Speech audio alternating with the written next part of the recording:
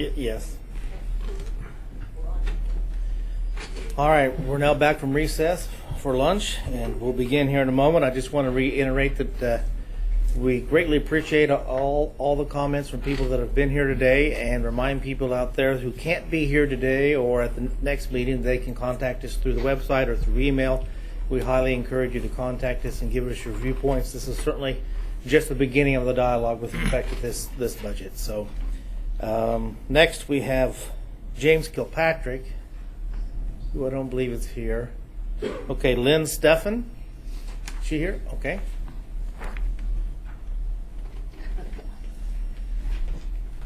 Oh. Hello. Hi, my name is Lynn Steffen. I live at 1440 North Gatewood, number 15. I come from the advertising business, and I believe in truth in advertising. And I couldn't help but notice on your commission website that there's the wonderful Keeper of the Plain logo and your slogan, Sedgwick County, working for you. I do not believe that that is an accurate slogan.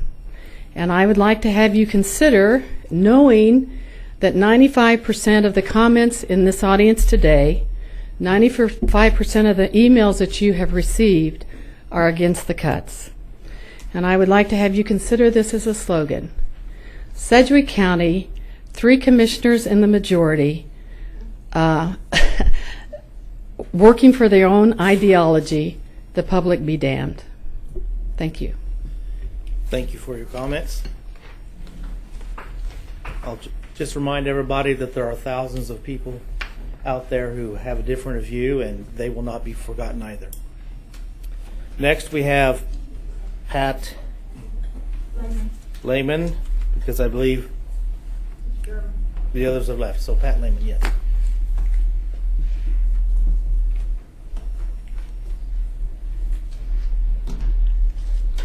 Good afternoon. My name is Pat Lehman. I live at 515 Manlow, Wichita, 67204. Hi, Carl. Recently, I learned about a study that has been ongoing for a number of years. People that conduct seminars for decision makers out of companies, CEOs, CFOs, senior vice presidents, so forth and so on, are invited to seminars. At this seminar, they are divided into teams of 5, and they're tasked with the responsibility of coming up with something to produce. Don't care if it's an aircraft part, body lotion, whatever. Doesn't matter. The real study is about the next part. They're given a choice of where to locate the plant. And there's Community X, has very low taxes. There's virtually no zoning laws. You just kind of build wherever you want to. Very few environmental laws, and most of those are not enforced. City and county government basically don't even talk to each other. There's little public health. Poor schools, education level is very low. Very little citizen participation in government as a whole. Public quality of life is almost non-existent. Parks are in disarray, what few there are, so forth and so on. Then you have Town A. The taxes are higher. It's a well-planned community. It's very carefully zoned. You're not going to just build willy-nilly wherever you want. They do have good schools because they pay for them. They have constant city, county, community participation by citizens. They will jointly form task force. They will plan all kinds of projects where public and private come together and work on that. Environmental laws are pretty strict and they are enforced. And they have a great quality of life. They have music, they have theater, they have museums, they have zoos, they have gardens, you name it. Now, our teams of 5 have to choose where they want to locate their business. And even up to 10 years ago, the logic was they locate the plant in County X, where taxes are low and da-da-da-da-da. And you house your executives in the other town, the other county, that's 45 miles away. And you collect workers from wherever you can and get them to live wherever they can. But your top professionals you expect will live in town A. But now that's changing. In the last 10 years, it has changed tremendously because the millennials and the professionals that we all want to attract to communities and the jobs that we want to attract are no longer willing to work for companies that are not concerned about the environment, don't want to live and work any place where there is not a quality of life. This is a group of people that think differently than people have in the past. They are very concerned about quality of life.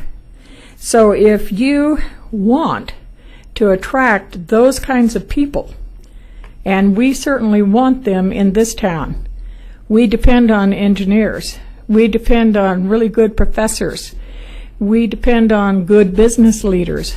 And we want them to live in our community. And you have to think about what really brings them here and what keeps them here. I've lived in both kinds of communities. Quite frankly, I am disappointed in the very narrow political agenda that I see being carried out by this commission, or by some of you anyway. I think I live pretty much in Community A right now. But if you continue on the track that you're continuing on, and you can wave the flag of, oh, we're cutting taxes, oh, we're lowering taxes, we've seen that. Been there, done that, seen what it's done to our state. I don't want to live in County X. I don't want to live in Community X. I want to live in a community where there is good public health. I don't want sicker, poorer people. I don't want overcrowding of the jails because we don't have any treatment for mentally ill people. And that's what's happening all over the place. So I am just telling you, shame on you for not considering the quality of life that we have worked hard to have in this community and the trials and the tribulations we have gone through. And I think you need to reconsider your budget priorities. Thank you. Thank you. Sharon Dyer is next.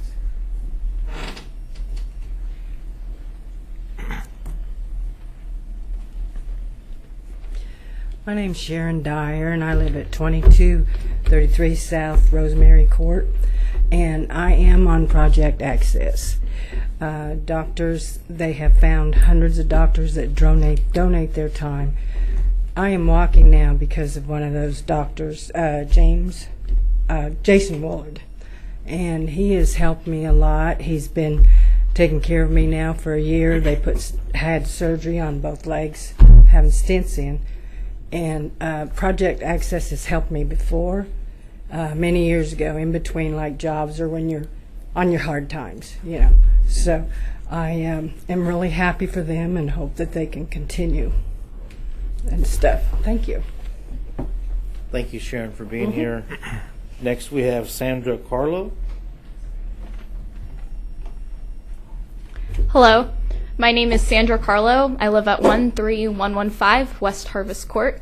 I'm going to be a senior at Mays High School, and I'm speaking here today on behalf of the zoo.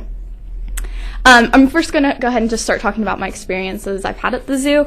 I started taking up the zoo's educational opportunities with like a Wee Wigglers class when I was a toddler. Since then, I've participated in numerous educational opportunities, including the Junior Zookeeper program and Zooniversity that shed light on the everyday work of being a zookeeper, as well as volunteering my time.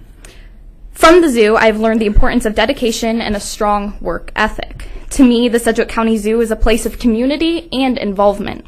It displays the hard work of Sedgwick County residents and is a place to come for intellectual enrichment. So I'm going to go ahead and talk about why I am here today. In Sedgwick County, we are provided with a unique opportunity with our zoo. It is AZA accredited, and every step is taken to ensure proper care of the animals. Citizens of the county and members of the zoo are extremely grateful for the funding from the county. However, it is of utmost importance to honor prior funding agreements. If the zoo's 2016 funding remains flat with this this year as proposed by the budget, that will mean a lack of $388,000 that are needed and expected. If the money would not have been promised by the county, they would not have moved forward with the current elephant exhibit that is currently under construction. The funding is essential to accommodate for the extra keepers. It is important to me that this funding is received because I've seen firsthand the good the Sedgwick County Zoo has done and that they are continuing to do. Attention must be focused on intellectual enrichment within the community, and one way to do that is to accommodate for the needs of the Sedgwick County Zoo. Thank you. Thank you, Sandra. I think Commissioner Norton has some comments or questions. First of all, Sandra, thanks for being here. It's wonderful to have a young, fresh face address us every once in a while.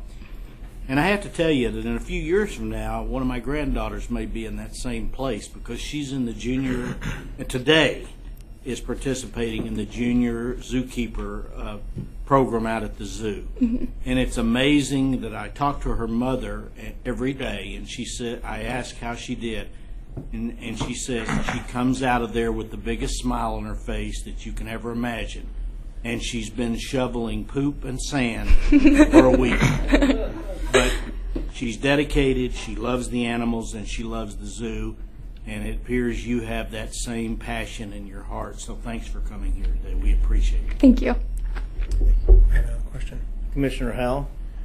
Yeah, thank you, Ms. Carlo, for being here today. And I was point out it's interesting to me that 50 people signed up to speak today so far, and you're the only person that's named the zoo specifically as your item of interest. And I thank you for bringing that to the commission today. I think you stand alone in that regard. Other people advocating for lots of things, but you're standing there advocating for the zoo specifically. But you mentioned a couple of things I'd like to make sure that we have, clarity on. And you mentioned a promise of funding that was made in 2013. Okay.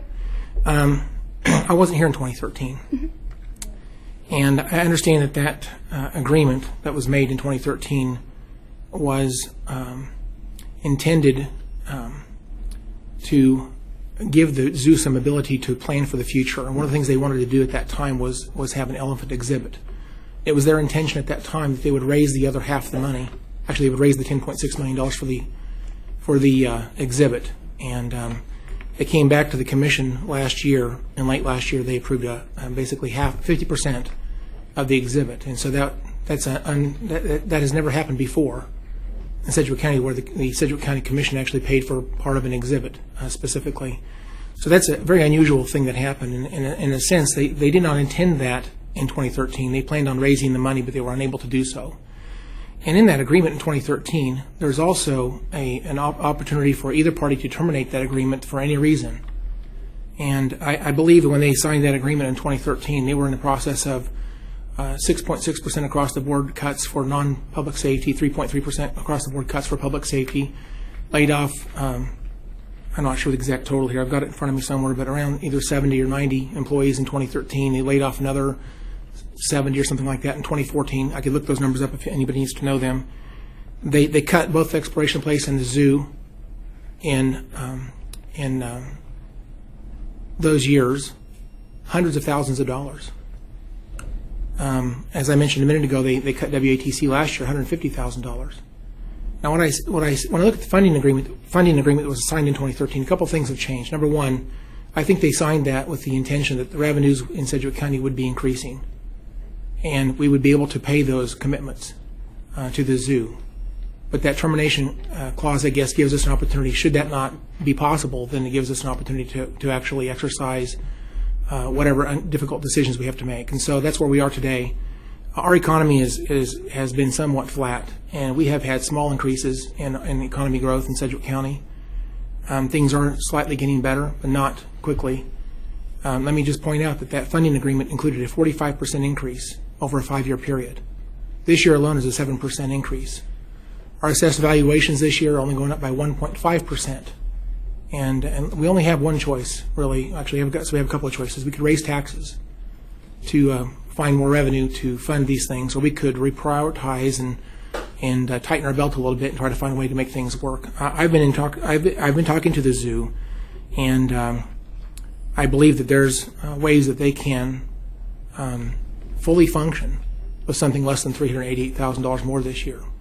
That's a discussion we need to continue, and I believe that it's our intention to see that elephant exhibit fully open up on time, and I believe it will do that. But they need to partner with us, I guess, and realize this is a tough economy. A 7% increase this year, that money has to come from somewhere. I just want to make sure that you're aware. I guess I would say, when you use the word promise, I've used this word before. It was in print the other day. It was a conditional commitment. It was based on the idea we would have revenue to cover that desired spending, and unfortunately, that just hasn't happened. And in previous years, when they had budget troubles, they cut the zoo hundreds of thousands of dollars in those previous years. And so this is not an extraordinary year in that regard. We do have increases in our utility costs and increases in our insurance costs for employees. So there's pressure on the budget, things we have no control over. And so I guess I want to just speak to the issue that you use the word promise, as if we're breaking a promise or we're doing something that is unethical or immoral. And I just want to present that background for that, because I don't think that's a good description for what that agreement was. It was an intention to provide some funding, which clearly can't happen when we don't have a revenue increase to cover that type of an increase in one part of our county budget. So I do appreciate you coming out today, and I'm impressed that as a high school student you would be willing to come up before a county commission like this, and you've really impressed me today. I think you're a great person, and I just want you to know I love the zoo too. I think we all do. And I think it's going to continue to be a fantastic zoo for our community. We've invested, I believe it's $110 million worth of infrastructure out there altogether, and we've got a fantastic zoo already, and it's going to continue to get better, and it will do that this year as well.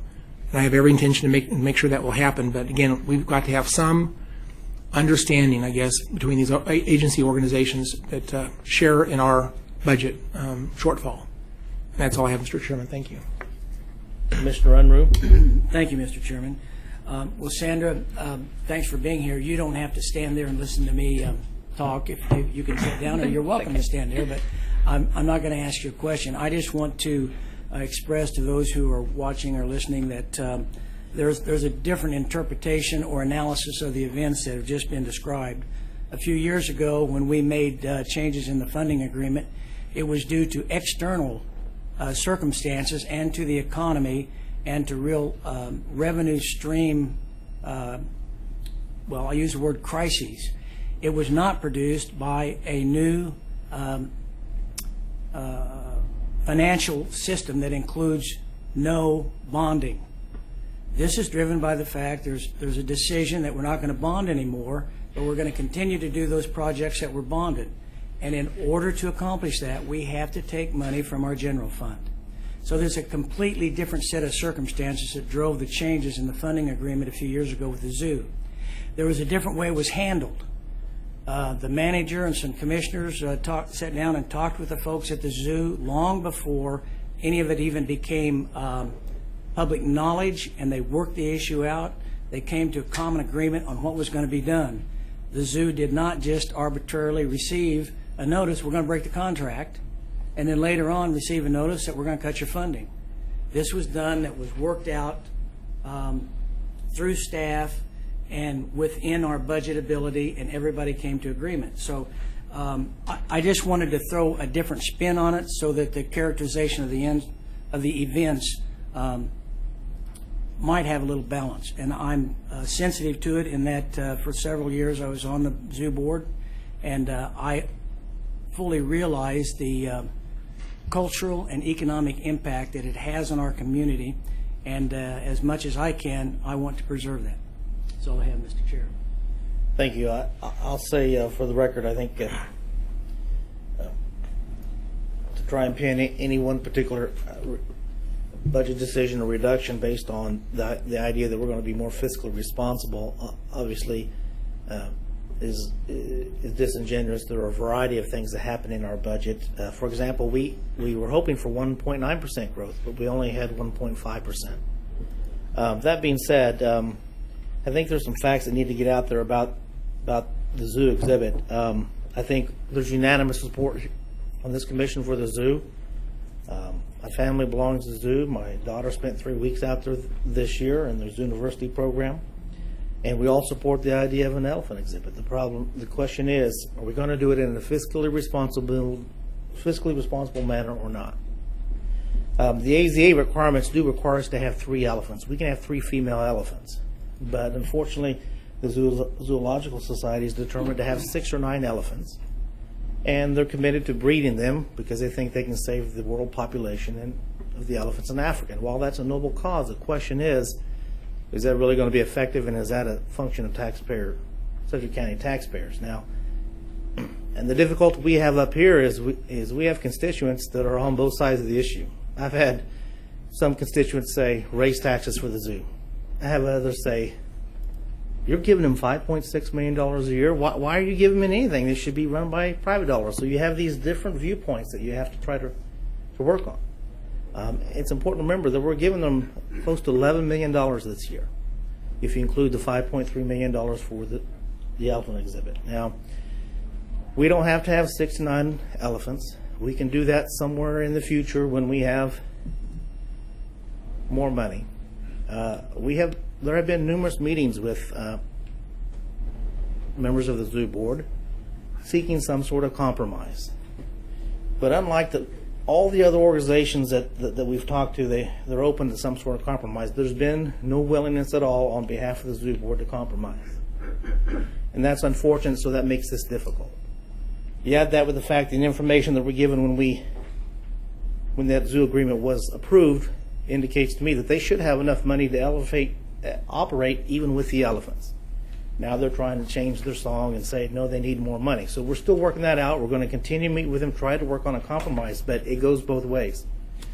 When they needed us, the taxpayers spent $5.3 million out of our reserves.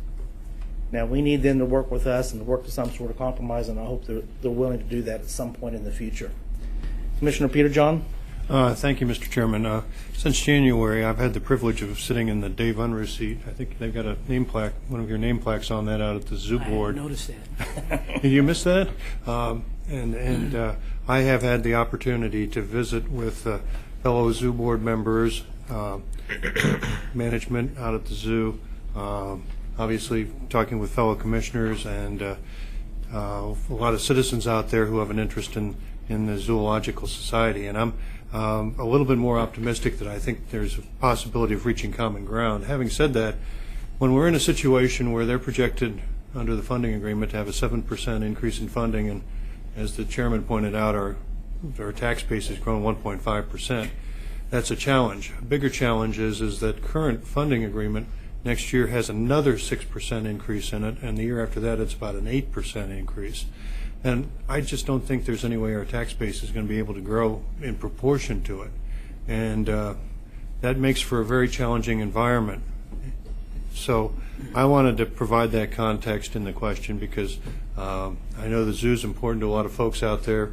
My family's had memberships out there for many, many years, although unlike Chairman, none of my children have actually been involved in volunteering or working out there.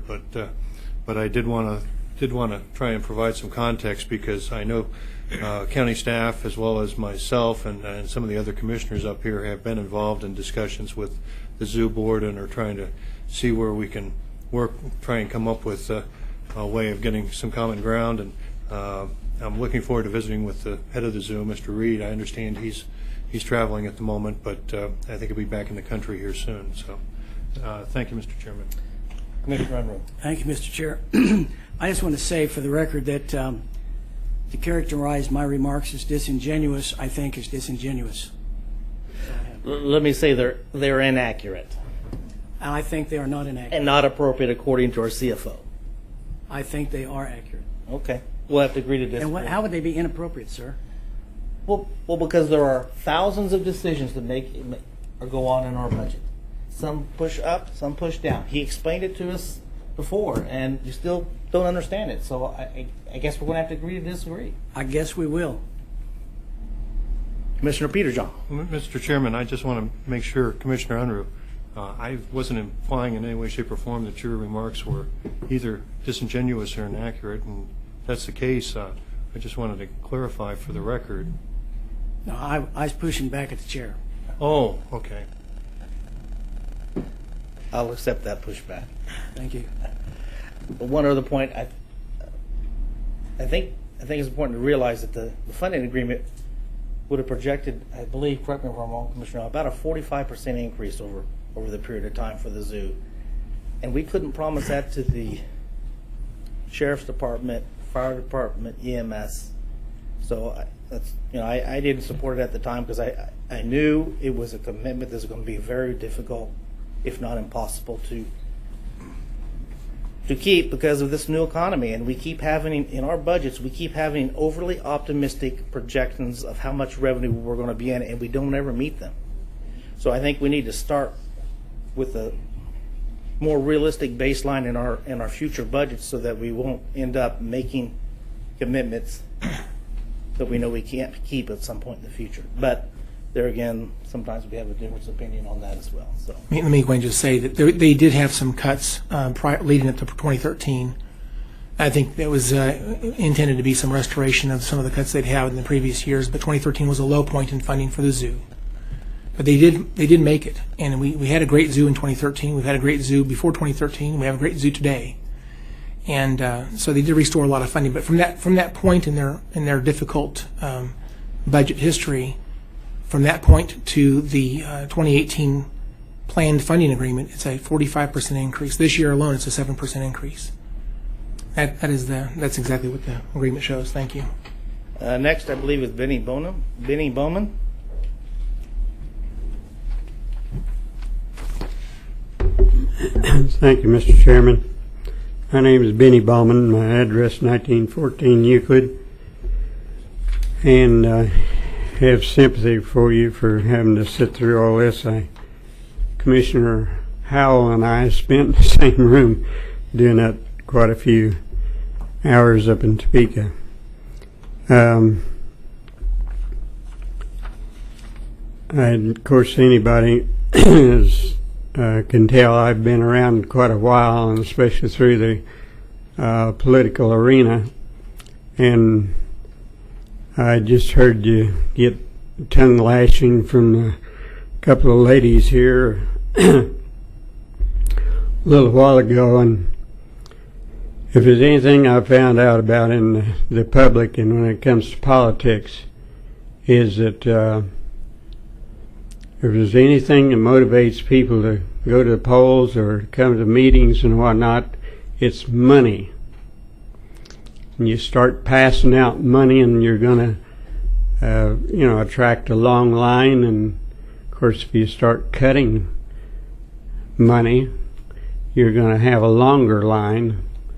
And all those people, now she probably, is probably right. 95% of people speaking out and emailing you and everything are ones that are against you cutting their programs. But the people you likely, if you raise taxes on, they probably wouldn't show up because they're out there earning money to pay the taxes. So you have to, I commend you for holding the line on this spending. That's a hard thing to do.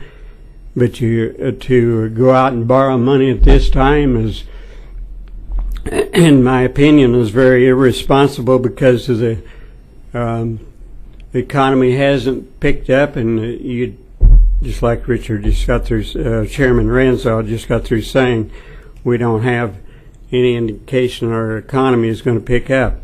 Here's something I would like to say, though, when it comes to the debt. I don't know how many people realize this, but back 20 years ago, the state got us $4 billion in debt.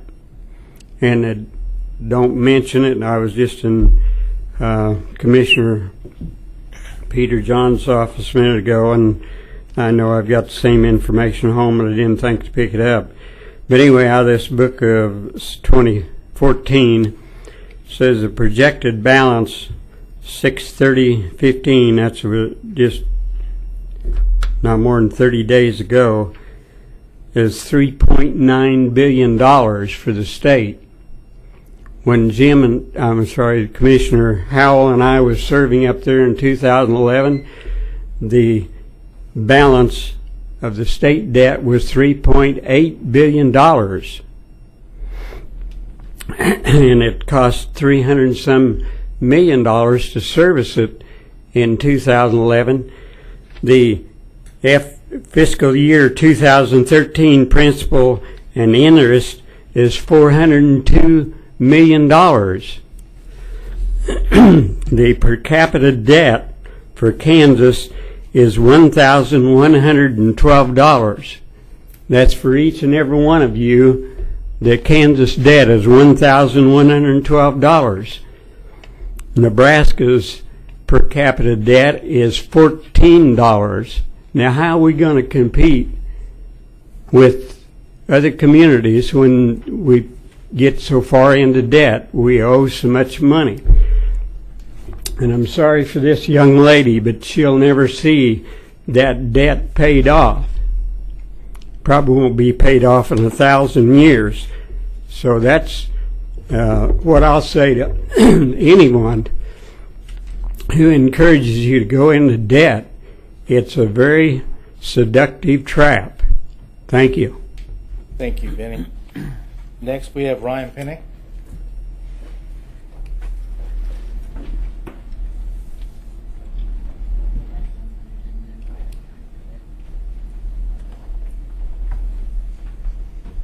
How you doing, gentlemen? Thanks for sitting through all this today. Please give us your name and address for the record. My name is Ryan Pennick. I live at 1517 Browning in Andover. We have a Thunderbird Firearms Academy. It's at 2831 Greenwich Road. I think I know a lot of you have been out there and things. I really am here today to talk on behalf of SCED. Without SCED having done everything that they've done in the last 2 years for us, we wouldn't even be there. And that doesn't really tell the story, but I'm on limited time today. All I wanted to say is that really you're considering, and you guys have lots of numbers and things. Jim he's the numbers guy up there. So I don't have access to all those. I can tell you about a couple of numbers that are effectual in my world. Our project was a little over $7 million. That's a big project by any standard here in town. There was an awful lot of construction people employed, monies to the city, to the county. There's still ongoing monies that were affected there. And I would say without any hesitation that there was a lot more than $84,000 that came back into the county just on the construction project alone. Your challenge today is to listen to everyone out here and weigh and make a decision on what to cut and things. And that's a difficult decision. I don't envy you there at all. But I would challenge you to look at things that are revenue generators, not liabilities. We hired an additional 18 new employees at our facility. That's a huge economic impact right there. I hired, every one of them that I hired received a raise from their current job, every one of them. So that was meaningful. That wasn't just a lateral move for them. I'm going to pay over $425,000 in sales tax this year alone. My real estate taxes are going to be roughly $125,000. I use professionals like accountants and things like that are going to take up more than $90,000. That's all local money in the pool, especially those taxes on the real estate and things like that go right back to the county. So You're talking about 83,000 and some change, or 84,000 for SCED. I think that just our project alone, I've shown you how we've more than paid that back. And we're just one little piece of SCED's success story. So I would really take that into account. I realize my time is up. Look at the assets and the revenue generators when you're considering these things. Don't just simply look at, and I'm sure that you do, but I don't know that you get a chance to hear it from the end user or the benefactor that often. So, thank you. Thank you, Ryan. Commissioner Peterjohn has some comments and Well, questions. thank you. I want to wish you the best on your business venture, and anybody going into business in this environment or expansion, I guess, of an existing business is to be commended. I'm just curious, how many square feet building did you have built up there on Greenwich Road? 27,000. 27,000 square feet? Yes, sir. Okay, thank you. Yes, sir. Thanks again, Ryan. Thanks, guys. Now we have Martha Linsner.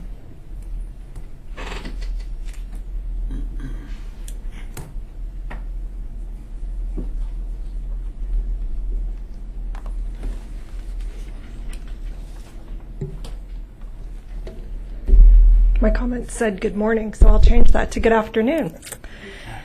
My name is Martha Linsner. I am the president of the Trust Company of Kansas and a Sedgwick County resident on the west side of town at 9804 West Harvest Court. And I'm speaking today on behalf of the Arts Council. So thank you for this opportunity. With no offense whatsoever to the 15 or 20 other community-related meetings that I attend every month, I do actually have one that is my favorite meeting of the month, and that is a meeting that's held the first Thursday of every month at Mead's Corner, and you are all welcome to join us at 8 a.m. for that meeting. And that meeting is the Arts Council's Development Committee, for which I chair, and like I said, we meet at Mead's on a monthly basis. I prepare the agenda. It includes events, calendar, grants, programming, other items, of course. And really serving on this board or this committee is not about me. It's about making our community a better place. So if you ever find a growing community anywhere in this country, you'll find that it has a vibrant arts community. It's about discovering what the people want from a cultural perspective and serving their needs. The Arts Council is making a difference in the quality of life in Sedgwick County, and we cannot do this without funding, hence the name of the committee that I serve on, the Development Committee. We couldn't do this without Maya, who's on the Arts Council board, and a full-time member at Red Cross. We couldn't do this without Jessica, who's an Arts Council board member, a yoga teacher, a community volunteer, a supportive wife, and a young mother. We couldn't do it without Sharon, who's on the Arts Council. She's retired and passionate about the arts. She's a donor as well as a community volunteer. And we couldn't do it without Arlen. I'm sure you all have met Arlen Hamilton, also on the Arts Council board and a full-time CPA. It's my favorite meeting of the month because every month we discuss making things happen and then following through. Then we meet again a month later and we do that process all over again. That's the leadership that we have in this community, these people who are volunteers giving their time to make Wichita a better place. It's giving back and it's making a difference. We lead with passion, and I ask you to do the same. Leadership is action, not words. Leaders are role models whose behaviors send powerful messages throughout the community about what is and what is not important. Leaders set the standard by which other people calibrate their own choices and behaviors. This ability to translate intention into reality and to act on your intention comes from commitment, a characteristic common to all individuals who are recognized as leaders. Commitment consists of a set of possible beliefs coupled with an equally appropriate set of positive action and behavior. Without this action and behavior, There is no commitment, merely good intention. Effective leaders not only say what they want to do is the right thing, they follow through with appropriate action. They walk the way they talk. Leadership, then, is the act of setting the right example, serving as a role model, having actions that speak louder than words, showing the way, holding to the mission, and espousing positive beliefs. Commissioner Unruh, I thank you for your positive passion that you deliver to District 1. Commissioner Norton, I thank you for leading District 2, especially my hometown of Hayesville. If you're there on Saturday night having steaks, be sure to tell my mother hello. Commissioner Peter John, thank you for leading District 3 with passion. That's my district, so I'm very passionate about what happens in West Wichita as well as the rest of the county. Please listen to the people that you serve. Remain focused on your desire to create something special and make everyone in Sedgwick County happier citizens and making this a vibrant, wonderful place to live. You've been presented with options, and I hope you see that they do make good financial sense. Commissioner Ranzau, thank you for leading District 4 with passion. Please listen to the people that you serve. And Commissioner Howell, thank you for leading District 5 with passion. Please listen to the people you serve. Be pragmatic. Weigh each decision on its own. Consider the options on the table. Thank you for being reasonable, thoughtful, and approachable throughout this process.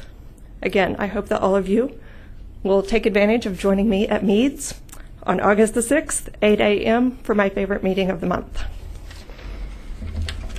I think we have Commissioner Norton. Thank you for being here today, Martha. I've been on almost all the visioneering trips to visit cities, and it's interesting that every city showed us their creative class. Those that innovate, those that think, that inspire and create, whether it be arts or architecture or engineering or whatever. And I think to inspire and to set a platform, of course, we don't deliver the arts. I would suspect that 5 county commissioners probably couldn't draw a straight line if they had to. But we need those individuals that create, that think, that produce the things that inspire us, that make our lives better, and we'll continue to help with that platform, I hope, because the arts are important. The creative class is important in your community. And all the great cities of the United States have a creative class, have the position and the platform for them to inspire us in so many different ways. So thank you for being here today and advocating for the Arts Council. Thank you. It's my pleasure to serve on the Arts Council board, and what we are doing, I firmly believe, supports the comments that you heard earlier from the KU students, the residents here in Wichita, that they want to be here and they want the vibrant cultural surrounding them, as well as the engineers from Spirit. Commissioner Peter John. Thank you, Mr. Chairman. The information I've got, correct me if I'm wrong here, you all are receiving about a little over $14,000 a year from us, and your total budget's about $145,000. Does that sound about right? That sounds about right. Okay, for the Wichita Arts Council, I know the City of Wichita has a dedicated mill levy for arts. How much do you all receive from the City of Wichita? I'm sorry, I don't know that number off the top of my head. I can answer that question. Well, thank you. Thank you, Mr. Chairman. Fiscal year 2016 is proposed to be $6,341 for 2016 for Wichita. Thank you. I'd like to continue if they don't mind. Yeah, All right, thank you, Mr. Chairman. And I do thank you for being here, and you obviously did your research and know us, know about each one of us. I appreciate your challenge to each one of us, the way you presented that. It was really good. I guess I did want to make the point that Wichita is funding the Arts Council at $6,341, and historically we've funded it over $14,000, at least $14,000 last year. I had a good discussion with Arlen Hamilton the other day about the Arts Council, and he made a point that it's really not the Wichita Arts Council. It's it's Arts Council Inc. as the business filing name. Correct. But I'm on the website, and I'm taking a look at this, and it's actually the WichitaArts.com website. Is that correct? Yes. Okay, the WichitaArts.com website. And if you look at the mission statement and the things it talks about the Arts Council, it is arguably directly connected to the city of Wichita. There's no discussion about art throughout the county or in other cities of our county. And so I guess I'm having trouble with his argument that this is a county-wide benefit. I understand people from all over the county do visit Wichita, and they do enjoy that art, without a doubt. That is true. But I live in the city of Derby, and they have art throughout the city of Derby as well. And the city of Derby, I think, takes responsibility for investing in the art things that they put into their community.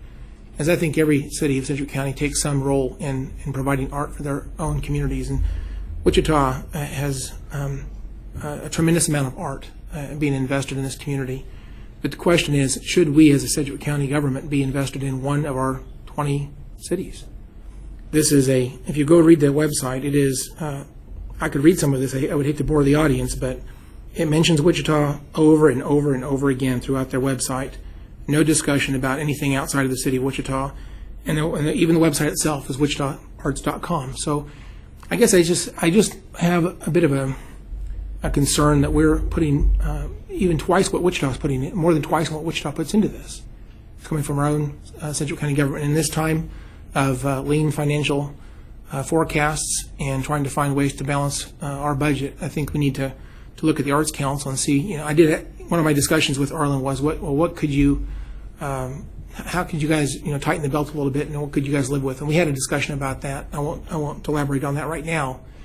But again, that's the discussion we need to have, and I would even look to Wichita and challenge them to even come up to what we've been funding this at. I mean, even looking at their budget, 1.33 mils of funding is their mill levy for the arts. They have over a $9 million budget overall for the arts, but there's $26,000 left over in fiscal year 2016, and that following year over $100,000 left over in their projected budget. So there is money in the community available for the arts, and I think it primarily should come from Wichita rather than Sedgwick County. I'll continue to think about it. I do appreciate your comments. Thanks. You can rebut me if anything you'd like to say to me. I would love to hear what your comments are. I really would maybe just repeat what you said, that there are citizens in Sedgwick County throughout the state that come to Wichita for entertainment, and it's vitally important that we have arts and culture, whether that's the zoo or whether it is sculptures in Old Town, for people to enjoy. That is what makes a city vibrant and what makes a city survive over not survive. If we focused on the arts first, we would be a stronger community. I do understand that point of view, and I do appreciate that, and I do agree to some extent. Thank you very much. Thank you. Thank you very much, Martha, for your comments today and being here. Next, we have Dominique Camara. Canari, sorry. My name is Dominic Canari. I live at 6502 East 39th Court North here in Wichita. Thank you, Commissioners, for giving us this opportunity to speak with you today. Chairman, I wanted to call out earlier, you said that government is the people, and I wanted to echo that. I think people lose sight of that sometimes, especially young people. But it's not hard to see why when the actions of elected officials don't represent the people who voted them in. The drastic cuts listed in this budget do not represent me. They do not represent the county that I want to live in. Please don't misunderstand me, though. I love where I live. I've traveled abroad, and this is exactly where I want to be. Like many others, though, I need Sedgwick County to support our cultural assets and efforts to improve education, workforce development, and quality of life. I struggle to understand your desire to emphasize core county services while defunding programs that make this county exactly what people know it to be. Near and far, we identify Sedgwick County by this stuff. Take Exploration Place, for example. It's not just a place for kids. I bring my college students to Exploration Place every fall semester to showcase some of their projects. For most of them, it's the first time they've ever presented outside of a classroom, and it's a rewarding experience for them and the patrons. Every year I hear from all of them about how unexpectedly meaningful it was for them. Besides that, if it weren't for the staff at Expiration Place going above and beyond their duties to partner with my nonprofit, Make ICT, we wouldn't have been able to bring the Maker Faire to Wichita 2 weeks ago. We had over 2,000 people in just a single day come to the Maker Faire to share ideas, projects, collaborate, discuss, and innovate, and inspire people to do new things. Expiration Place is Sedgwick County. It's an important part of the life here, and the county needs to support it. But they aren't the only ones at risk, and much of what this budget will hurt represents the very identity of Sedgwick County. I see a lot of things on the list that are part of my personal daily life. I've been to community events, family gatherings. I've even had dates at places like Expiration Place, Riverfest, and the Sedgwick County Zoo. The Arts Council represents and supports a lot of the things that make living here in Sedgwick County meaningful for me. They work with people like Harvester Arts to bring things like giant puppets to the Riverfest parade. They work with Creative Rush and Tallgrass to bring the Down to the Wire film race. They participate with the North End Urban Arts Festival, the annual Book and Art Fair, murals around Sedgwick County, and sculptures. Gentlemen, I'm talking about culture. People like me need culture in our lives. But I'm not even done yet. I see the health department on your budget cuts and MAPD programs such as Bike and Pedestrian Master Plan as well. And we're talking about the quality of life of Sedgwick County residents. Your approach to this budget needs to be reconsidered. I hope you understand that as an active participant in this community, my voice represents the thoughts of many. I sit on the board. I'm the president of the board of Make ICT, and I also sit on the board at Bike Walk Wichita. I teach at WSU, where I also study and do research. I fund an annual scholarship there that I started several years ago that I fund with money from my small IT business, where I work exclusively with local clients. And I spend a lot of time volunteering with organizations that provide services for people with additional needs and groups that advocate for animal welfare. On behalf of all of the people in all of those circles, as well as my family and my friends, I would ask that you reconsider all of your options which do not require these dramatic cuts. Thank you. Thank you very much. Next, we have Mary Boyce.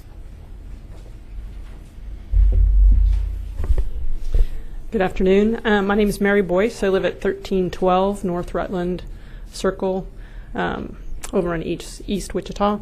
I'm a family physician. I work at Wesley Family Medicine Residency. I actually moved to Wichita in 1989 as a third-year medical student, so I couldn't have been more proud than to see those students here today. I stayed in Wichita for residency training, and then I've had my entire professional career here. My parents kind of took that personally because I'm from Kansas City, so you're my adopted community. My career spans an interesting time. When I was a third and fourth year medical student, the Hib vaccine was just starting to be used. I have skills in lumbar puncture that my residents don't get because there were a lot of kids that had meningitis when I was a third and fourth year medical student. So for me to see the health department cuts on the table, I have to really advocate that you reconsider that. When you talk about trying to assure the present and future well-being of the county, which I think is the wording on your website, I think some of those core services are vital. We do offer immunizations through our office, and our office is a Vaccines for Children's provider. But that program, that VFC program, the vaccines come here free. It's a federal government dollar, but that's kind of a hard thing to administer. So not a lot of private practices do that. The people that go to the health department to get immunizations are being individually responsible and responsible to our community. And I really don't think we should put more barriers in their way to do that. Please feel free to call your counterparts in Reno County and ask how they feel about a pertussis outbreak, which is going on there right now. My other issue that I wanted to address today was that of Project Access. My career spans a time prior to Project Access and since Project Access. And our office has, I actually asked them for the numbers. We've referred 383 people through the Project Access channels since it's been existence. So what that means, I'm a primary care physician and I identify problems that need specific services. And 2 of my patients gave me their permission today to talk about their health problems without violating all their confidentiality. But I want to put a couple faces or even conditions into the mix here. These are both female patients, both wives, both mothers, kind of the linchpin of their families. Patient A is somebody that I started taking care of as a resident, and she has worked the entire time I've known her. Her jobs don't offer insurance. She has come to me as a self-pay patient. I identified a gynecologic problem that was essentially pre-cancer. It was endometrial cancer. And through Project Access, she got a hysterectomy. She is healed. She's back at work. She works at a nonprofit that serves youth in Sedgwick County. And the second patient has also worked the entire time I've known her. She has she came in with severe headaches, and we worked through this. We were able to get an MRI from the Project Access services. We identified a neurosurgical problem, and she got neurosurgery through Project Access. If you think that I have the clout to call around town and get my neurosurgical comrades to do surgery at a whim, you are wrong. I would have tried, but pre-Project Access, there would have been a significant delay in her care. And she is healed. She is working. She provides daycare for her grandchildren. She drags her husband to the office when he needs care, which I believe is the secret to all married men's length of life, is their wives. So they're both incredible people, and I wanted to put the idea out there that these are people that are working, they're the working poor, and they need this assistance. So thank you. Thank you very much, Dr. Boyce, for being here today. We have 2 more, Mr. Manager, unless more have signed up. So if that's the case, would you have somebody provide us that list? I'll only show 2 more, but I'll check. Double check, please. Okay. Next, we have Janice Bradley.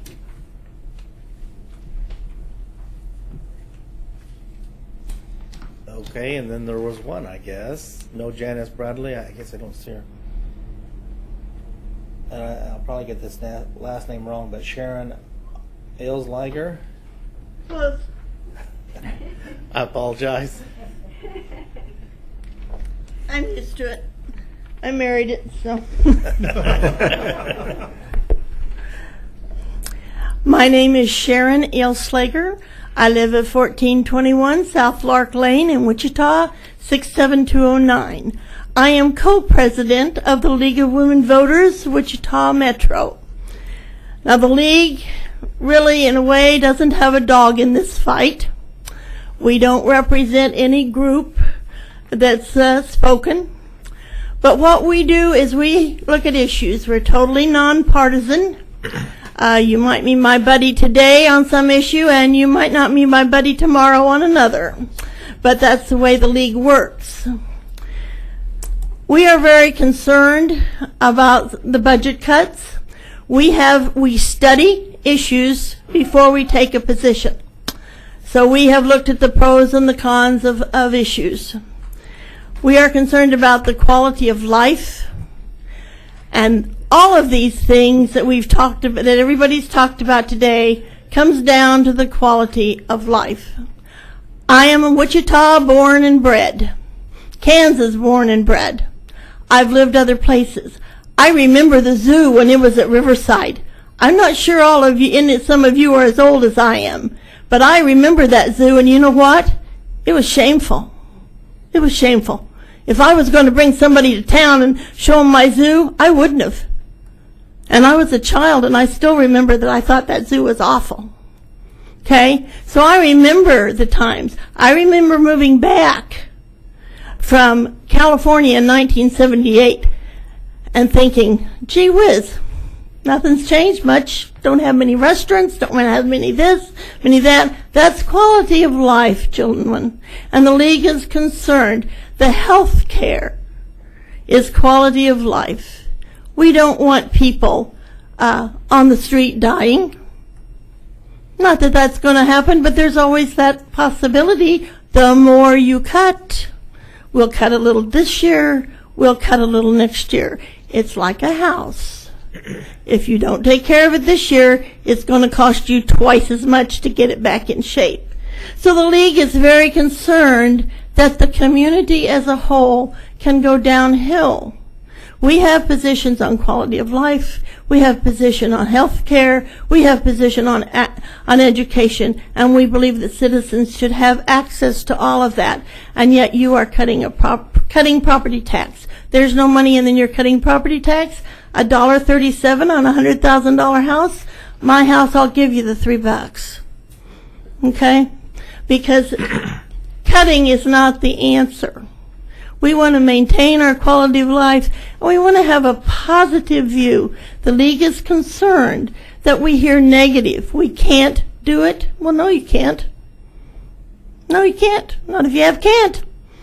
So we would urge you as a commission to look at these cuts, to reconsider the whole budget, and to look at the quality of life that we now have in Wichita. And believe me, it is so much better than when I was a child. So thank you. Thank you very much. We have a couple commissioners with questions or comments. Commissioner Howell. Thank you, Mr. Chairman. And ma'am, how do you say your last name again? Ale-Slager. Ale like you drink, slay like you ride, girl like a dog. Oh, I love that. Ale-Slager. Well, thank you, Miss Ale-Slager. Thank you for coming out today. And I wanted to just make a couple of comments and make sure you're aware of our current proposed budget, because you mentioned one thing I think is actually old data. And let me just point that out. You mentioned the $1.37 tax cut. That was in the on yes. television or in the paper. I understand, but unfortunately, that media is presenting old data. So the last meeting that we had, I made a motion, and I had two commissioners up here supported me. I made a motion to not do the tax rollback, and I would like to explain to you what that was intended for. As you probably already know, each year we pass a budget. We can't pass a mill levy. We pass a budget that has a dollar figure, and they have to calculate the mill levy. And the budget's based on a projected assessed valuation, which by the time they get around to actually making that calculation, there's been adjustments in the assessed valuation. I'm getting down to the weeds here, but the point of it is there's a technical correction that happens after the budget's passed. And so what happens is that mill levy tends to creep up a little tiny bit every year, and in the last 5 years it's gone up 0.119%. No commissioner voted for that. It was not intended to be a tax increase. What we're trying to do this year was to actually make a technical correction to undo that 5 years worth of technical adjustments that nobody up here voted for. Having said that, I wasn't here in 2010, and with all due respect to my commissioners that would love to see that done, to me it's an arbitrary date. I think we need to be vigilant not to let that happen in the future, but I'm not concerned about rolling it back to 2010. So I made a motion to not do the rollback, and that is now old data. So that $1.37 is not part of the plan at this point. And then I do want to mention, you did say something about if we don't take care of this stuff now, it gets harder down the road. And I just want to say, I applaud your comment. That is absolutely correct. And I think the concern I have is if we are borrowing out of our ending balances and we're bonding everything we possibly can, and our revenues are somewhat flat, and our expenditures continue to rise to things we have no control over, things like insurance costs and utility costs, that budget becomes unsustainable very quickly. And that's exactly what we're dealing with this year. We have a $10.3 million shortfall. We need to take care of all of our public safety, all of our core functions, and the many things you mentioned, the arts and culture and recreation and our health services. Those are all really important as well, but we have to find a way to make all that balance in a way that doesn't kick the can down the road and make next year's budget even harder. Now, if we don't take care of some of this year, next year's budget is going to be more drastic than this year. I hope people hear that, because we don't have more revenue. It's unlikely we'll have more revenue next year.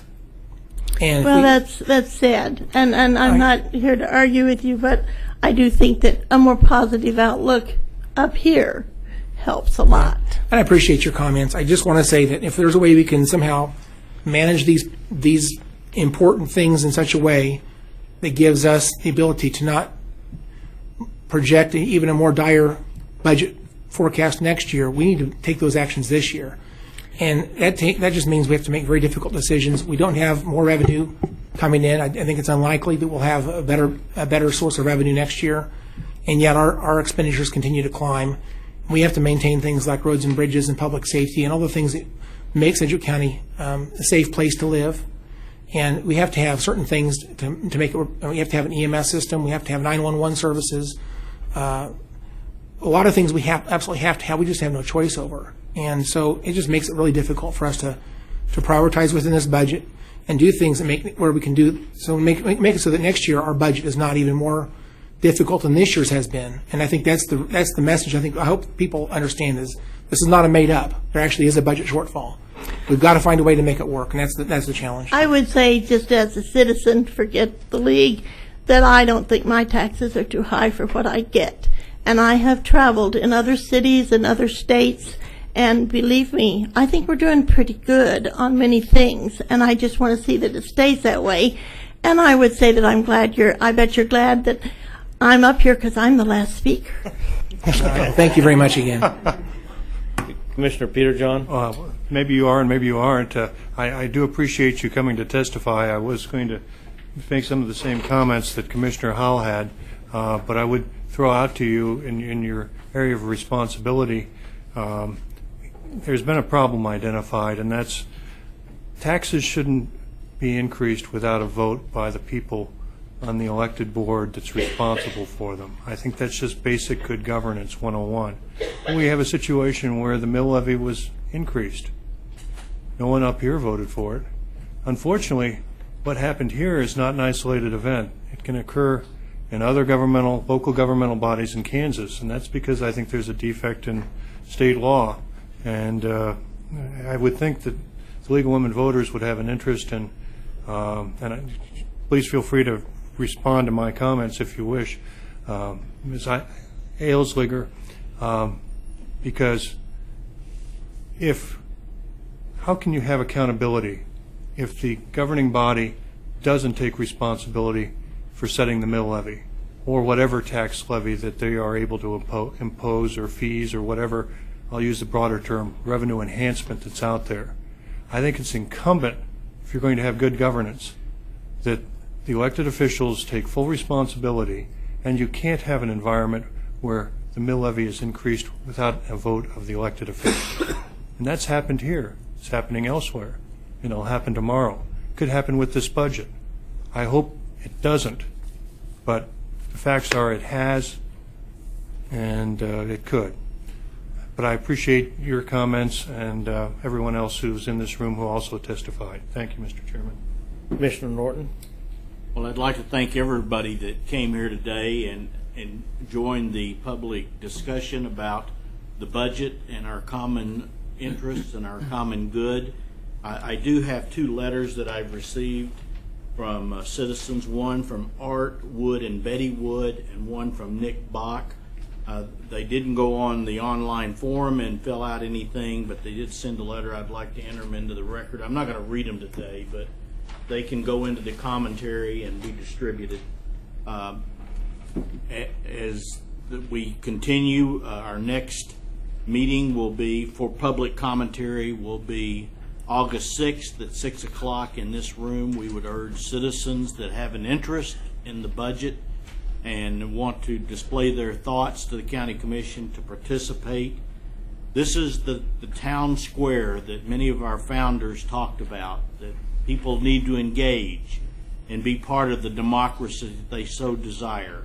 And we thank all of the 30-plus speakers that came today to help us think through what we're going to do for our county to make it physically responsibility, but a great place to live, work, and play. Thanks, everybody, for being here today. Okay. Commissioner Unruh? Well, before are we about ready to close our discussion? Go ahead. Okay. Yes. I just want to say, hearing this exercise that we went through today recalls to my mind a scene from Les Miserables when Enjolras sings, "Do you hear the people sing a song of angry men?" I think we've heard a sense of restrained anger, but genuine passion and concern about the quality of our community. And I think we as public officials should hear that and respond to it. In Les Mis, they ended up the next day with a revolution. We're not going to have that either way. But we have all said, I think, at one time or another that it's not our money. It's the people's money. And I think we have heard in a large part what the majority of our citizens want us to do, and I think that we need to, if possible, find a way to respond to that. And we've talked about alternatives, and commissioners, the other day I suggested one alternative was that we could capture the revenue from that mill levy reduction that we're not going to take now, which amounts to about $512,000. And I would suggest that we cash fund $2 million worth of roads instead of $3.29 million worth of roads, which would allow us another $1.29 million, a total then from those two revenue sources of $1.8 million. And with that money, we could then fund in our economic development area, we could restore these fundings to GWDC, to the South Central Kansas Economic Development District, and to WATC. We could restore the funding in culture and recreation to the zoo, Exploration Place, the Arts Council, and the Riverfest. We could restore our funding cuts in Health and Human Services to Project Access, the Foster Grandparent Program, the Community Health Assessment Program, the Health Navigator, the Health Educator, the Health Free Screening, the Health Immunization Project or Program, Healthy Babies, and Cancel. And as far as our partnership with the City of Wichita, we could restore our support for the comp funding plan, historic preservation, MAPD environmental scan, and the MAT bicycle and walking path. All that could be done by just doing $2 million of cash funded roads rather than $3.29 million. And we would have enough left over to fund the 2 extra people that our election commissioner has asked for, and I'm kind of the opinion that we're probably required to fund those. There'd also be, now I'm going to be picking at it, so we could fund REAP and NACO. And that's at the top of my list. Okay, those are some of the things we could do. Just, I had to throw those last 2 in there just to see if the chairman would say something to me, and he did. So anyway, Mr. Chairman, that's what I would recommend that we consider as we go through these next couple of weeks. Very well, Commissioner. I'll just respond by asking, with respect to reducing our expenditures on roads and bridges, I have 2 questions. Which road and bridges would you allow to deteriorate, and have you spoken with the Public Works Director about the wisdom of your plan? I have advised the Public Works Director that I was going to suggest doing more roads. I think that if we go through this exercise again next year, that we will end up prioritizing those roads. And the $2 million I suggest is on top of a $40 million project at I-235 in Kellogg, and on top of $15 million worth of roads on top of the 40. So we're going to do $55 million plus 2 is what we're talking about. And the roads in the 3.29 that's been suggested are not yet prioritized. We could even do more than that. So we need to go through that process. I understand. I have spoken with our Public Works Director, and he advises me that it would not be prudent to take that action. So, nevertheless, we'll continue to have discussions about that. Good. I think Commissioner Peterjohn was next. I think you're correct. Okay. If it's okay with Go ahead. Commissioner Norton. Well, I appreciate starting some dialogue on this, and I've been saying early on that there's easy and straightforward solution to some of the difficult spending decisions right in front of us here, and that's raising taxes.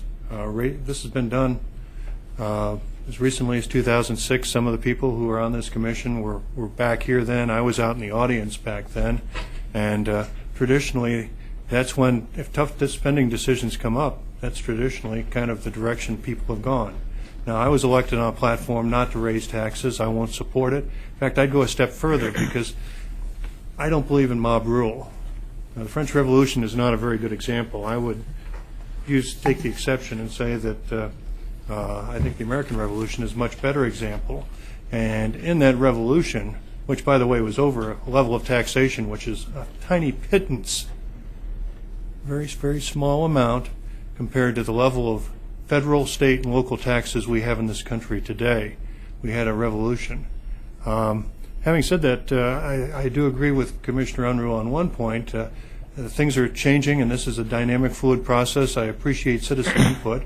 I think when it comes to raising property taxes, I think the people, the average citizens out there, need to have a say like they do in the surrounding states. So the mill levy can't go up without any elected official voting, or just a majority of 5 or 7 member, or in some counties 3-member body.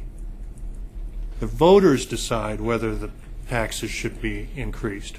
And in more advanced and more competitive neighbors, you want to see economic growth, let's have more certainty in the tax code. We can't have a tax code where none of the elected officials voted for it, but the mill levy went up. Okay, well, it was only a small amount, but turns out to be small amounts become over $500,000. That's not chump change in my budget. So we're in an interesting position in terms of dialogue and understanding. Now, I'm going to take a step further. People have said, well, there's other options out there. You borrow the money. Hey, that's working great for Greece. It's working great for Puerto Rico. It's working great for Chicago. And we've been transformed by Chicago-style politics where you kick the can down the road, borrow more. We have the capacity to do more borrowing. That is correct. Is it prudent? I have a lot of questions and a lot of concerns before we expand our borrowing at this time. And I'm interested in trying to be fiscally prudent with the fact that since the Great Recession of 2008, I keep hearing the recovery is just around the corner, and every time I get around that corner, there's another corner. So, Mr. Chairman, I want to have dialogue with the public, with my colleagues, and I think this hearing, I want to thank everyone from the public who's testifying today. Those who are hearing my voice, please get on the county website, provide your input. I'm interested in hearing what every Sedgwick County citizen and taxpayer thinks. Thank you, Mr. Chairman. Commissioner Norton? Well, certainly I'm for core services, but I want to remind us that if any of us that are studied in Maslow's theory and hierarchy of needs knows that the very basic is security and safety, and we have an obligation to provide that, absolutely. But to make this a place we want to live, we have to make sure that there's good job development, that people can earn a living, they can send their kids to college, they can buy a home. Past that, the next level is they have to be able to have enjoyment, enjoy their quality of life that they've worked so hard for. I don't know it's our job to provide everything in that triangle, but it's certainly our job to understand it, create a platform and a foundation where everybody can reach the best life that they possibly can. Now, we all know that it's up to each individual to seek that out, to understand it, but it's really hard for a lot of people to do that in a community that doesn't have anything but just the basic foundation of safety and security. There has to be good educational and higher learning capabilities. There has to be entertainment. There has to be culture. There has to be a creative class, or this is not going to be a place where we want to live. And I would hope that we'll consider all of these partnerships and programs and things that we're considering cutting in a different context than we're only going to do core services. Because the things that make Wichita so unique are not the roads. It's the other things that we all describe. And anybody that I've ever talked to that knows about Wichita or why they like Wichita, don't tell me, well, I like the road going to X. That's not what they talk about. Most of them don't tell me that, boy, the inside of the jail is really nice. That's not what they talk about. It is all those other ancillary things that we provide as a community. And the county shouldn't provide all of them, I understand. But we're the foundation, the platform, and have the ability to understand the community and make good leadership decisions that provide that for our county. and separates us from every other county in Kansas and every other county in the United States. So I hope we take that into consideration as we listen to the public one more time and then have to have a meeting to have the decision made. That's all I have, Mr. Chair. Commissioner Howell? Thank you, Mr. Chairman. I'll try to not talk too long, kind of wrap this up kind of quickly. But I have one question for Commissioner Unruh. If we were to go down to $2 million, does that include? Go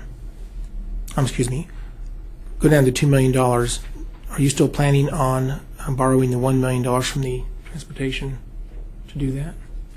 Thanks for asking that question. I think right now in the budget we're not contemplating any borrowing other than shifting some money around in our reserves. My suggestion does not include any more borrowing either, and it does not include any property tax increase, which none of us are going to support. So I'm actually just trying to make adjustments to the recommended budget and just saying let's only cash fund $2 million worth of roads, and the other 1.29 and the extra money we have from the mill levy will give us enough money to do those other things. And we're not borrowing any more money. Let me rephrase my question. I understand we're not bonding out more money. I get that. But there's a $1 million transfer in this budget. Yes. You plan on having that transfer happen still? Yeah, that would still have to happen as is planned now. Okay, so if we do $2 million for roads and $1 million comes from that fund, then we're only going to put $1 million cash in from the budget. Is that what you're saying? The plan right now, Commissioner, is $3.29 million, and that money is coming from add budgeted transfer for road and bridge CIP projects to be determined, 1.95.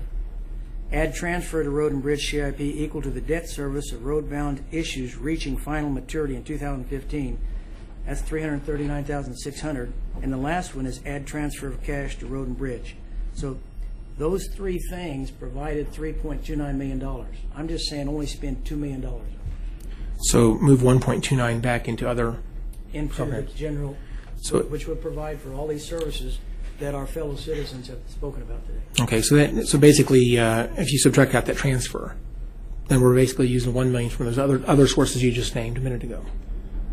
The part of that is a $1 million transfer, and is part of what you just talked about, I believe. I'm using the same financing activity as was provided. So going from 3.29 down to $2 million. So it's a 1.29. Normally we would do $4 million per year, so we're only going to be doing $2 million. So half of what we would do normally. Is that correct? That's correct. Okay. I'm just reducing what was proposed in the recommended budget by $1.29 million. All right. Well, thank you for the idea, and I'll think about that. But I would just like to provide just a couple quick comments, and I'll be done. Our manager, Bill Buchanan, did present a budget on June the 9th that he said for all intents and purposes was balanced, but it was a $400,000 deficit. And in that budget, he presented a plan for $0 for roads and bridges in that budget proposal. I don't think that's acceptable, and plus it did not address the Law Enforcement Training Center, of which in this budget we have $2.65 million in this budget that goes towards that project. And so if you add that in there, that's a little over $3 million of a budget shortfall that was presented by Bill Buchanan. Now we could bond out as much as we possibly can. I suppose that would be one option. One of my problems with bonding out roads and bridges specifically is the fact that there's an endless supply. If you bond out at the arena or National Center for Aviation Training or the city library or something that has a starting and ending point, that has a fairly large dollar figure to it and takes a number of years to pay it off, bonding, I think, in those instances does make some sense. But to bond out something that simply is never ending and you can never pay off, my opinion is not good policy. So I think we need to move in the direction of just trying to pay for roads and bridges to the extent that we possibly can in this budget. We do need to substantially lower our spending, however, because if we don't do that, if you look at the forecasted budget, I think things actually are not better down the road. Our ending balances go down, and I think it may be optimistic on our revenue increases. So it's not a conservative budget by any means. We need to substantially change our behavior, otherwise we'll have much more difficult decisions ahead of us. And so I appreciate the suggestion. I think there's possible compromises we could talk about, but I think we need to be very careful about simply going back to spending exactly everything we are in the 2015 budget, because that is an unsustainable budget without some type of a significant tax increase. And that is a reality of this budget. So, Mr. Chairman, that's all I have. Thank you. Thank you. I'll just have a few comments. I agree with some of the comments of my colleagues. First of all, I share the concern that Commissioner Peterjohn has about the proposed tax increase that will be put in this budget. And I also agree with Commissioner Norton about the people, when they think of Wichita, they don't think about having great roads. That's because they're full of potholes. Because as they've admitted for the last few decades, they've neglected to take care of their roads, and now they say they need to have more money to do it. However, I've had lots of people comment on the roads out in the county and how great of a job that we do to take care of them. And when it comes for snow removal, ours are cleared and et cetera, we do a good job. And I want to maintain that quality of service. So we need to think long term about those sort of things before we decide to just willy-nilly start cutting an important thing like the roads and bridges. Because as Dave Spears says, public works or roads are the, what is it, Dave? Mother's milk of economic development, and we all care about economic development. But that being said, I want to say I appreciate everyone who came here today and gave their opinions and are very passionate. You know, the difficulty, I've kind of alluded to it before, is trying to, you have people in the community that are passionate, that are on both sides of the issue. I say I've been through 2 elections, well, 4 elections in 2 different cycles, and I've heard from thousands of people. And really, one of the biggest things I heard was people want their property taxes to not go up. They want to be controlled. They want us to control spending and make the tough decisions that we have to do, because they just feel like they get a tax increase here, a tax increase there, and it makes it hard for them to make ends meet. I mean, we just had the greatest tax increase, or the largest tax increase in the history of Kansas. And, you know, all those voices are all the people I heard from in those elections, those thousands of people. I mean, I have to remember their voices as well. And their concerns and their struggles echo in my mind as we have these discussions. So it's a very difficult, none of us like making some of these decisions, and not all of these will stay the same. I'm sure there'll be changes, but the challenge is that all of us care about our community. We want to move it ahead, but there are very different opinions of how to do that. And I think we've had a respectful discussion here. We'll continue to have that as we go along. Mr. Manager, there's no one else signed up, correct? That's correct. Our next meeting is August 6th at 6. Correct. Public hearing anyway on this. And I'll reiterate again, I've gotten lots of emails from people who said, I can't be there at the meeting, so here's what I have to say. And I encourage people to do that who can't be at the meetings. We all read them. And they all do have an impact on the decisions that we ultimately make. I think at this point, I will close the public hearing, and I'll make the motion that we receive and file all comments that we've heard from everyone here today. Second. We have a motion to second. Madam Clerk, call the vote. Commissioner Unruh. Aye. Commissioner Norton. Aye. Commissioner Howell. Aye. Commissioner Peterjohn. Aye. Chairman Ransall. Aye. Now, we have no need, there is no consent agenda, legislative issues, or executive session, but we now do need to adjourn the special meeting of the Board of Sedgwick County Commissioners, which I'll do, and we'll now open up the special meeting for the Board of Sedgwick County Commissioners acting as the governing body of Fire District 1 for July 29, 2015. Madam Clerk, first item. Roll call. Commissioner Unruh. Present. Commissioner Norton. Present. Commissioner Howell. Present. Commissioner Peterjohn. Present. Chairman Ransall. Present. Next item. New business. Item A, public hearing regarding the 2016 Fire District 1 budget. I'm sorry, just on behalf of the commission, we're still in session, please. Thank you, Mr. Chairman, commissioners. This is first of 2 public hearings on the Fire District #1 budget. The next hearing will be Thursday, August 6th at 6 p.m. here in this room. This is a budget of $18,155,963, which includes a tax levy of $15,246,367. The property tax levy is equivalent to an estimated property tax rate expressed in mills of approximately 18.367 mills. The rate, as we've mentioned before, is based on an estimated assessed valuation subject to review and technical adjustments. Mr. Chairman, I would recommend you open the public hearing. Seeing no questions from commissioners, I'll open up the public hearing regarding the 2016 Fire District 1 budget. And is there anyone here who would like to speak on the fire budget? Please, no. Mr. Manager, did we have anybody sign up on that? We did not, sir. No. I would just mention that I think we had some folks who were here earlier, but recognizing that the fire district was happening after the original budget, they decided that they probably couldn't stay. Okay. And we may want to talk about next Thursday night's meeting. And we can encourage those individuals that they can still send us emails, and we can even, like Commissioner Norton did, we could enter them into the record on their behalf if they'd so like. We could even read a couple of them if we need to. So, because I know we've put a lot of focus on the primary county budget, but this is an important budget as well, and it has its own issues. So I've already opened up the meeting, haven't I? And there's no one to speak on this. Commissioners, does anyone have any? Commissioner Peter John? Well, thank you, Mr. Chairman. I do think it's important, and for anyone who hears our voices out there, when you've got an $18 million budget, it's a little over 18 mills in terms of mill levy. The fire district boundaries, obviously, for the folks who live in it, it's quite important. For folks who aren't in it, obviously, they don't have as much of a focus, but the intent that we have with the fire district is to provide for the folks who are in it and for the community at large through our mutual aid agreements to provide quality fire service here in Sedgwick County.